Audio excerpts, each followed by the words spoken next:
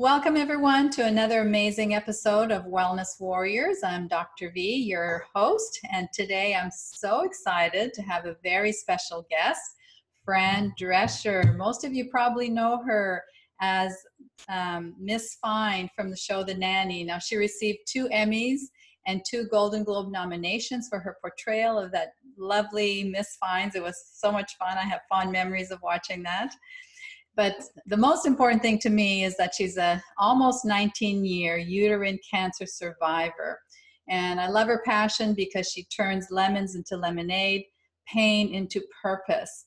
And she's a leader in cancer advocacy. She wants to shift America's focus towards proactive healthcare and healthy toxin-free living. She believes that the best cure for cancer is not getting it in the first place, and I'm right there with you. So as founder and president and visionary of the nonprofit Cancer Schmancer Movement, she focuses on 3 prongs to fight disease: early detection, prevention, and advocacy. Now, I had the privilege of meeting Fran in person last fall at the 4th annual Fran Drescher Masterclass Health Summit, where I was a speaker. So thank you, Fran, for hosting those summits because they're so educational, and I know you got a lot of good feedback. So welcome to my podcast, and thank you for taking the time out of your busy schedule. Thanks for including me. I'm really thrilled to support you, and I appreciate your support. Thank you. All right, so let's talk about your uterine cancer journey. As you know, someone who's been through the cancer journey, we know that's always a shock. But at the end, there's a gift, right? So you definitely turned this around. So tell us a little bit about that. Well, it took me 2 years and 8 doctors to get a proper diagnosis with uterine cancer. I slipped through the cracks every step of the way and was misdiagnosed for a perimenopausal condition that I didn't have. And that's because most women who have uterine cancer are either postmenopausal or obese. But 1 out of 4 women are young and thin, as I was. And even though that, to me, 25% seems like a pretty high percentage, doctor number 1 thought I was too young to take the obvious test that would have, conclusively said whether or not I had uterine cancer, which was an endometrial biopsy. But she said I was too young for it, and I didn't ask her what would it prove or disprove. She and many doctors subsequent to her just felt like, let's start with hormone replacement therapy and see if that resolves the problem. But in many situations, it actually exacerbated the problem. Because when you give a woman hormones and they happen to contain estrogen and you have, uterine cancer, that's like taking poison. Yeah. So ultimately, doctor number 8 had put me on something that caused me to bleed vaginally 24/7. And I called her and said, this cannot be the right thing. And she said, well, stop it. Come into the office. It's probably just the wrong combination. And we'll do an endometrial biopsy just to be sure. And of course, while she was doing the biopsy, she was still talking to me as if I had 5 minutes of fertility left and needed to freeze an embryo ASAP if I ever want to have a biological child. But 3 days later, she said, I'm very surprised you have adenocarcinoma. And I said, what's that? And she said, uterine cancer. And that was, the end of before cancer and the beginning of cancer. And it was, kind of like a standstill earthquake moment. And I had to call my parents and let them know that I had cancer. And I had always been very protective of them and never wanted to hurt them or cause them any anxiety. And, but I had been in therapy already for a number of years, and I realized that I wasn't doing myself a favor to try and protect others from what was happening to me. And so I did tell them, and that was kind of the beginning of dealing with something that spiraled me into the depths of despair, but also challenged me to start functioning more as a well-rounded human being, where my needs were put into the equation, where my fears were something that I needed to be able to express to others, where I had to pivot my viewpoint from likening myself as a superwoman to walking on the ground with everyone else. And in fact, maybe even in many ways, being more vulnerable, because none of my other friends or family had cancer. It was only me. And so I had to kind of take a moment and really look at myself and evaluate what I've been doing all these years and how I need to change. And I was already starting to do that through my therapy, incorporating myself into my life more. But this was like a license to really make it about me. And sad that I had to get cancer to feel justified in doing that. But that was the case. And also the silver lining. All right. So from diagnosis to treatment, and then you're on the other side and you've had those aha moments about learning to self-nurture and take care of yourself. So what was would you say would be the biggest takeaway as far as your physical healing?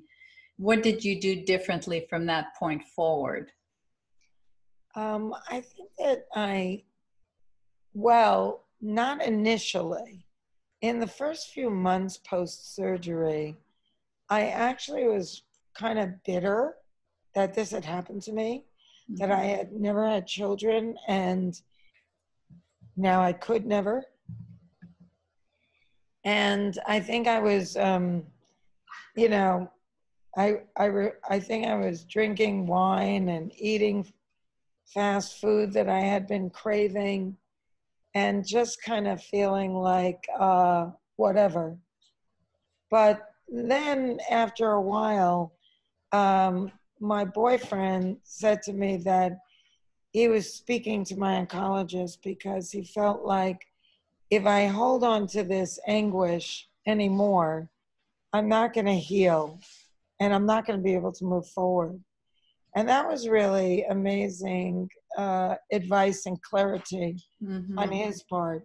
And it was around that time that I realized he was not only right, but I should actually be proactive instead of self-destructive. And so I decided I was going to write what became the New York Times bestseller, Cancer Schmancer, because I didn't want what happened to me to happen to other people by means of misdiagnosis and mistreatment.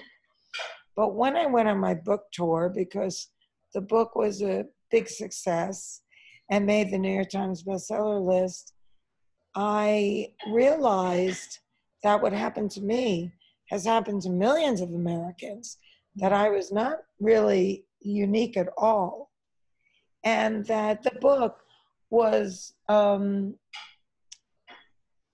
not the end, but just the beginning of what now has become a life mission.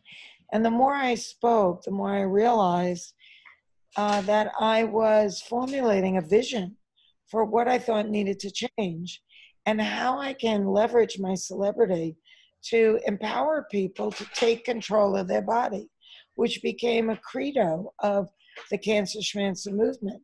So the book was called Cancer Schmancer, and out of that came the movement. And it's an amazing journey.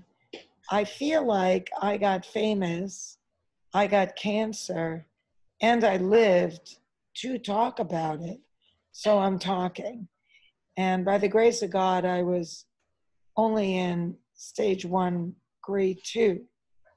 So although I was offered the choice to do brachytherapy, which is zapping the vaginal cuff, where a lot of uterine cancer recurrences occur, and I actually opted out of that. I was already being given a 95% chance of non-recurrence. And even though my oncologist said, if I were you, I would do the brachytherapy because that would push up, my odds even more in my favor to like maybe 98 or 99%. But I, in keeping with my need to know all sides of a story, and having lost some confidence in the medical community at that point, I did my own research on what this brachytherapy radiation was all about. And eventually, and this is now going back almost 19 years, so the internet wasn't as prolific as it is now, and there wasn't as much access to peer-reviewed medical papers as there is now. And but I did manage to find a site where women were actually discussing what their life was like post brachytherapy. And nobody had anything good to say about it. It shrunk the vaginal canal. It made sex extremely uncomfortable, bleeding. It made the vaginal canal very brittle, the skin very thin. And I thought, oh my God, that's all I have left. I'm not going to mutilate that. Right. I have 95% chance of non-recurrence. Those are better odds than getting on the freeway here in Los Angeles and not getting in an accident. So I opted out. And I decided that I would be obviously very diligent about my follow-up with my oncologist. And also I was going to start living very pristinely. For the most part, to this day now, and I've only gotten stricter as time has gone on. We at Cancer Schmancer, my organization, have developed a program called Detox Your Home. And because, as you say, let's not get cancer in the first place, how's that for a cure? Living a toxic-free life is a major component of it. Even if you test positive genetically, which I did not, most people don't realize that genes have 28 different ways minimum to express themselves. And that's when environment plays a huge component in how your genes are going to express themselves. So I decided that that was my first step in keeping me very healthy, because if you know how to keep your immune system healthy, if you know how to try and de-stress, how to eat, what to avoid, what cleaning products you use, what personal care items you use, you're putting yourself in an advantage position, and you're actually tipping the scales more in your favor of not getting sick in the first place. So that was the path that I chose to take. And life keeps offering me opportunities to go deeper and deeper with living pristinely. And now, I only buy organic foods, and I only support restaurants that buy organic foods. I do not support any industrial farming at all. And biodynamic food, if you can have access to that, takes organic to the next level, because it's not only about what you're putting on the plants, but what the condition and value of the microbiome of the soil that they're being grown in has a great deal to do with the nutritional value of the plant, the strength of the plant, the quality of the plant for your eating and for your well-being. Food is medicine, and medicine is food. That's right. So everything you've talked about basically covers the 7 essential system. You know, it's a trademark system that I have. And it's so true. When we look at organic food, even though it's quote unquote organic, you know, 75% of the rainwater that we have now has glyphosate in it. You know, and we know that, you know, spinach, for example, has 40% less nutrients, even if it's organic, compared to what was grown 50 years ago. So exactly. Remember that cartoon with Popeye? yeah. I mean, he'd eat one can. It was Right. no less. And it made him so big and strong. Right. But it is, you know, but back then in the early 20th century, first of all, there wasn't even the word organic until I think 1936. Prior to that, everything was organic. And the soil was not hurt and compromised. And all the life and microbiome that's in the soil, which makes for such a much richer, healthier, stronger plant. When I buy biodynamic, it lasts for, you know, like 2 weeks because it's such a healthy plant. And it's just important that we understand what we're doing and what kind of business we're supporting, because all the woes of the world is driven by mindless consumerism. And part of a big thing with Cancer Schmancer is waking people up to become more mindful and to wake up and smell the coffee, because once you do, it's hard to go back to sleep. That's right. That's right. So one thing I've always wanted to ask you, I love the, you know, your little tag, Cancer Schmancer. Now tell me why you came up with the Schmancer part of it. Cancer Schmancer means cancer is not the boss of me. And when you come from New York like I do, that's kind of like slang to rhyme whatever word you have with a shma in front of it. And that kind of always says, you know, Whatever. Not the boss of you. Yeah, Right. Whatever. You know, I don't care. I'm not going to let it beat me at this game.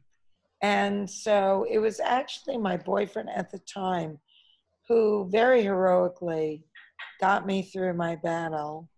And I write about in my book, Cancer Schmancer, with a lot of gratitude.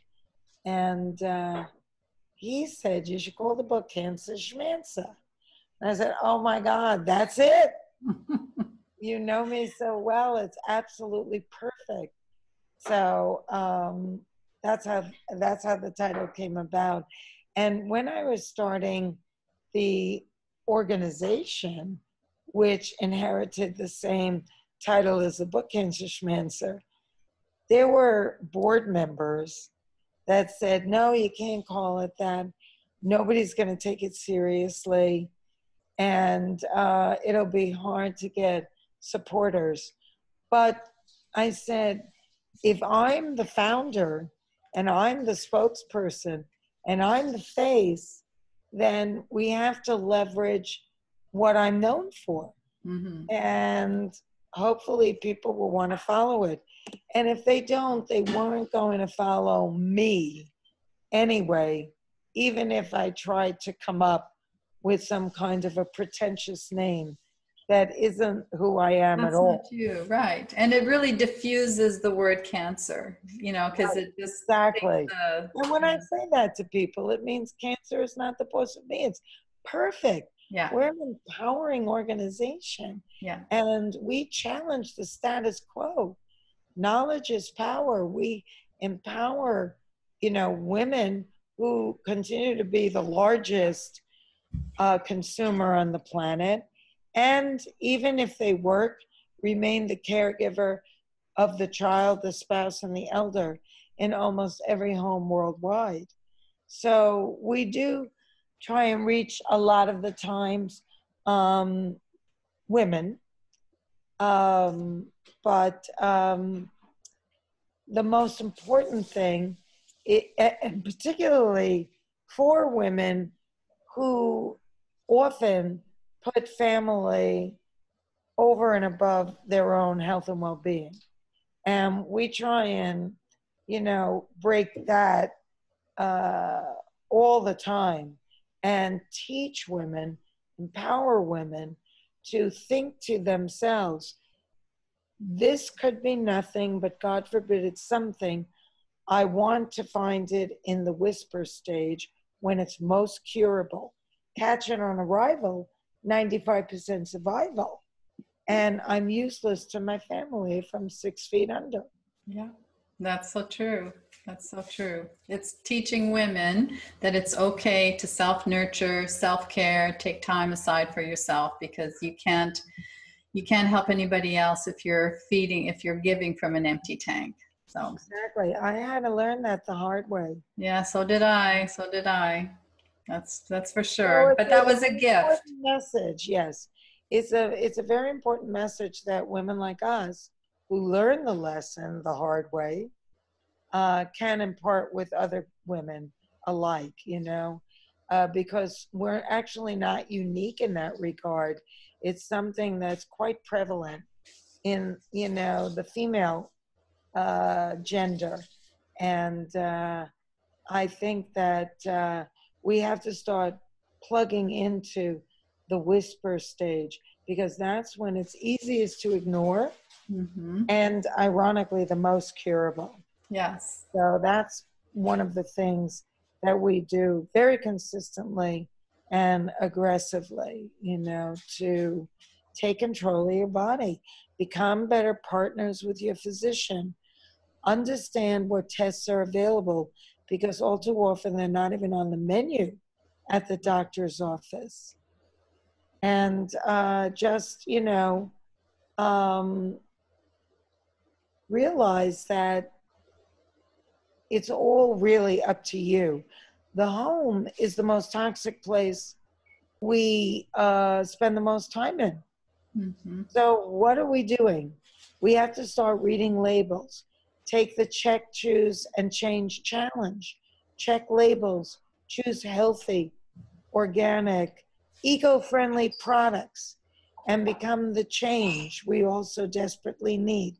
Because what you buy, and for that matter, what you don't buy, is not only your vote, but it's also your protest. So say it loud and clear.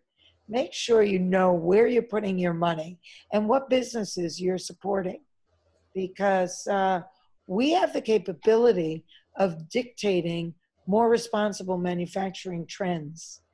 And, if everybody stopped drinking cola today, they'd stop making it tomorrow. It wouldn't matter who was in the White House. It wouldn't matter,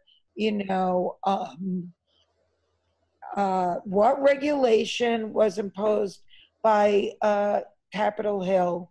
Wouldn't matter, because the bottom line is the bottom line. And if we stop spending on products that are actually harming us, you'll see how fast they'll disappear from the supermarket shelves. Yes. So speaking of Be the Change, let's talk about what you're launching in April 22nd. Yes. Well, I have a very large young people fandom. And so we decided that since kids today, for the first time in US history, are predicted to not live as long as their parents, we don't wish to make that a self-fulfilling prophecy. So it's important to us that we target this demographic and educate, motivate, and activate teenagers to become the change, which, you know, is very important because kids don't vote and they don't pay taxes. Consequently, they don't wield a lot of power in Washington. However, they are a multi-billion-dollar spending demographic. And in that regard, they do wield a lot of power. So what they buy and what they don't buy, again, is important, not only for dictating more manufacturing trends, having their voices heard as both a vote and a protest, but also in reducing their risk of getting dis-ease. And that's really important because with a, you know, with a prediction like that, you know, that's just unconscionable. The jig is up. And I think that the power is within the hands of young people. And I think their influence on their parents is of paramount importance. So we throw the ball into their court with this wonderful education video called Be the Change. And it's starring myself and Jamie Foxx, and Jeff Bridges is in it, and a bunch of multiracial kids, all talking about why we have to wake up to this and how we have to change our tune and the things that we need to look at each and every day, from when they spray ball fields at your school to your personal care items. If you're using a toothpaste that says, you know, don't use, don't swallow or call poison control. You know, that just goes to show you, just step away from that toothpaste. Throw it in the trash.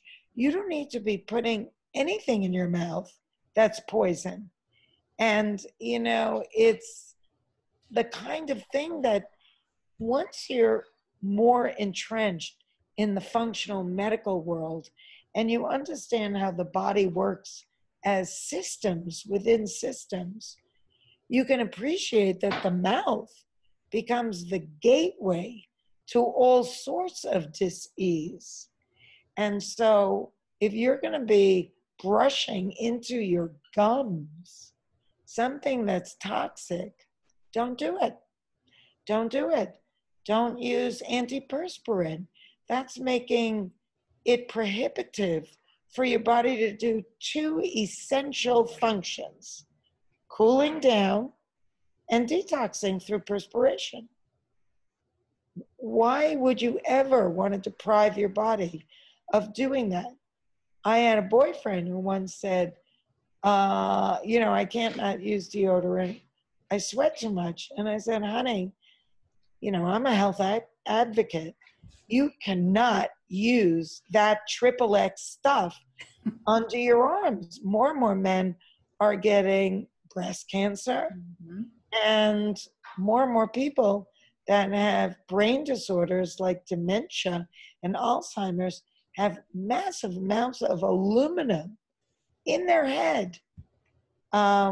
So that's coming from somewhere. And aluminum chlorhydrate is one place. So, you know, you got to just avoid that. Go to the men's room and wash your pits twice a day. You know, someone once said to me, well, if I don't use glyphosate to kill my weeds, how am I going to kill my weeds? It's amazing how brainwashed we've become by big business chemical companies that have convinced us that we can't live in the natural world on our own, or that there aren't toxic-free curatives for every problem that Mother Nature has provided us with. But I said to that person, you know, get down on your knees and pull them out if you don't like them. I personally find most weeds to be beautiful. They're usually flowering and extremely hardy. But if you don't want them, get down, connect with the earth, connect with nature, connect with the microbiome of your earth that's so good for the plants you want to keep, and pull them out. Dandelions, I mean, they're all pretty to me. Right, right. And so the trailer will be promoting for what day is it? April 22nd? Yes, well, first of all, I hope that all of your listeners and viewers will go to cancerschmancer.org Yes. on Earth Day, which is April 22nd. And that's where you'll be able to click on the teaser that you saw, which is great. It's only 2 minutes. And from that, you'll be led to a place where hey! Oh my God, the dog scared me. Don't do that.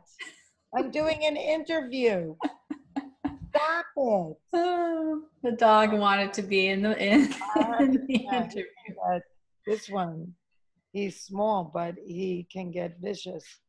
But if I give him a Jewish geschrei right away, it stops him dead in his tracks. So, look, he's looking at me. Mama, what did I do? Better be a good boy. Oh my God. But anyway. So click on the trailer, and then they can watch the video. And then you'll be able to sign in and click on the half-hour program, which is wonderful and very entertaining, very viewer-friendly. All the kids we've ever had look at it, absolutely love it. There's tons of animation in it too. It's targeting tweens, teens, and college-age kids. But we've had younger kids sit there wildly engaged in everything that's being said and discussed. And I think that it's extremely empowering and something that could you shut the oven, please? Do you smell that? Okay, well, shut it and take the pot holders and pull it out. I think it's burning.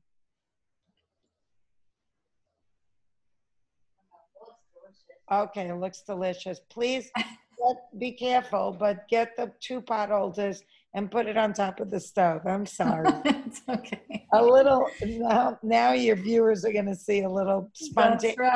That's right. It's a Fran at home. That's right. That's great. That's great. So anyway, I really hope, you join Cancer Schmancer Movement. It's free. And then on Earth Day, it's going to be released globally for free for everybody to watch, learn, enjoy. And if you love what you see and you want to purchase it, that will be an option as well. But anyway, it will be available as an option to add to your video library. And then you can share it with other kids in the neighborhood or your family or friends or cousins or brothers and sisters. I think there's a lot of information in it. And so if you decide you want to purchase it, each time you watch it, I think you'll learn something new. And it's vitally important because knowledge is power. And until we really understand what we're doing to create dis-ease in our life and how we're enabling irresponsible big business manufacturing, nothing is going to change. And you're going to continue to see cancer and autoimmune problems and all kinds of inflammatory responses and, kids getting diseases that historically were for older people. And it's just time for an awakening. And I think that the fastest path to change is becoming mindful consumers. And it takes a little bit more effort and a little bit more time, but it's so worth it. So on April 22nd, then go to cancerschmancer.org. Cancer Schmancer is on Instagram. Cancer Schmancer is on Twitter. And Cancer Schmancer is on Facebook.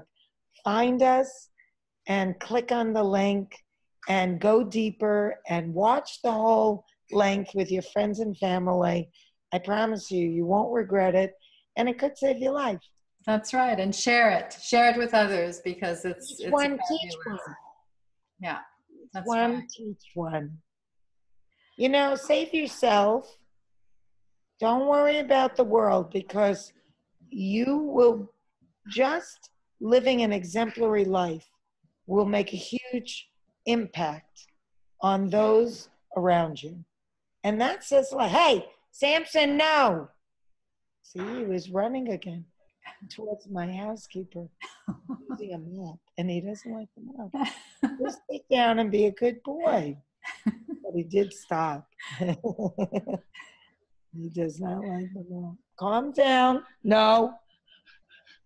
Why don't you let's see what Samson looks like. This is going to go viral with all this aside. What does Samson look like? Oh, okay, I'll show you.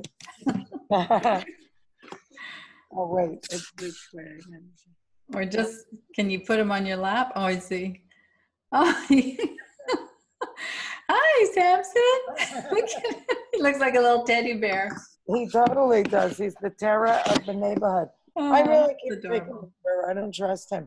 People only want to pet him because he's so freaking cute.